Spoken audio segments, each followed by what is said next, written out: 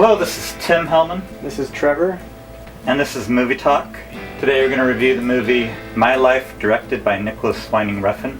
My Life, directed by Nicolas Refn, is a documentary on the controversial 2013 crime drama film Only God Forgives, which was written and directed by Nicolas Refn. The documentary was directed and filmed by first-time feature filmmaker Liv Corfixon, Refn's wife. It features appearances by Refn, Corfixon, their two daughters, Ryan Gosling, the star of Only God Forgives and Drive, which was also helmed by Refn, and another equally popular cult filmmaker, Alejandro Jodorowsky.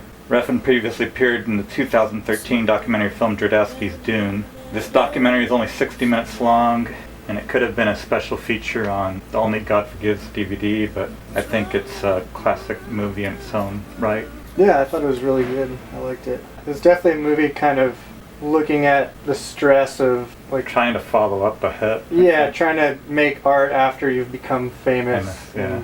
And he had already done Bronson and Valhalla Rising and Pusher, but I did like Only God Forgives even better than Drive. Really?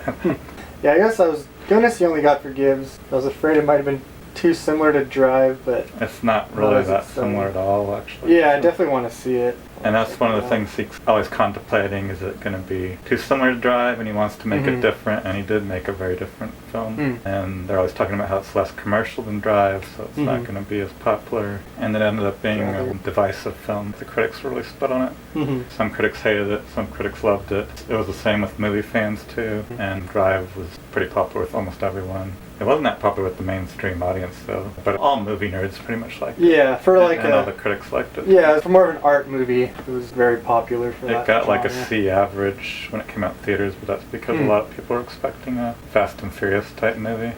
Yeah, Drive was definitely one of my favorite movies. I can understand the pressure of trying to make a follow-up to that. Yeah, because that was definitely, I think, one of the best movies I've seen.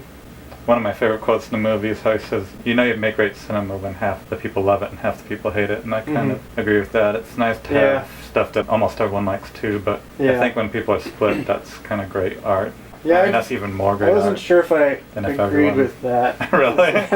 Because great art is always divisive, at least at first, I think. Yeah, well I feel like, I don't know. Part of me says like if you've made a great movie, at least 2/3 of the people like it.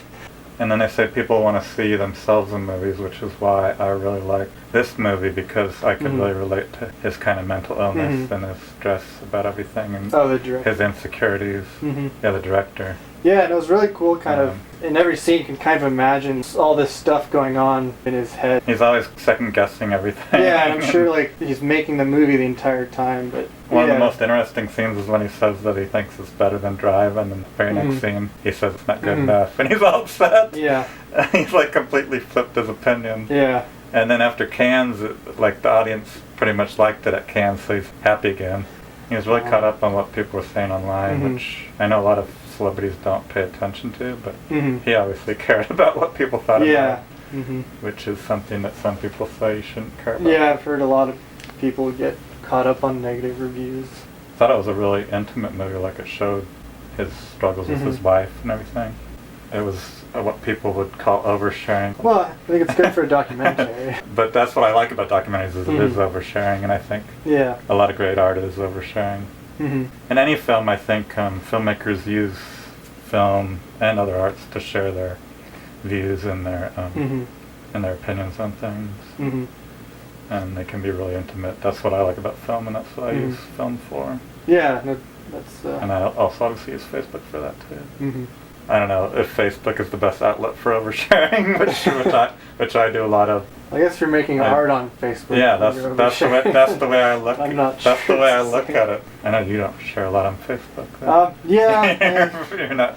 Well, I remember someone said that part of the problem is with Facebook is that back in the day people would think stuff, they'd have that thought, and then they'd go out to the day. Whereas nowadays it's like as soon as you have a thought, you share it on instead Facebook. Of sitting with it and having it, you go and share it on Facebook. And he obviously didn't get to think about all his thoughts. He was just blurting them out there.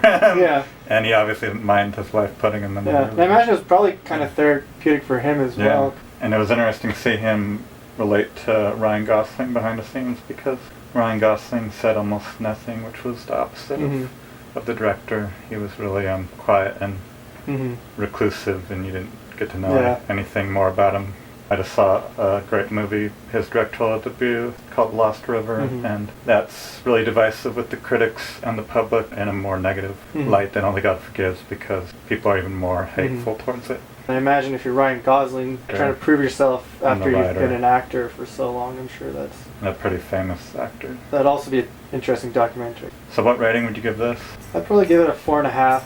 That's what I give it, 4.5. Yeah, it's a really cool glimpse kind of behind the scenes. And like you said, it was a really open documentary, I guess. Probably partly because the wife was filming it. Yeah, I really liked it. It's one of my favorite documentaries. It's definitely one of my favorite documentaries. I would compare it to Robert Rodriguez's book on making his first movie on mariachi, because it was that inspiring and that personal.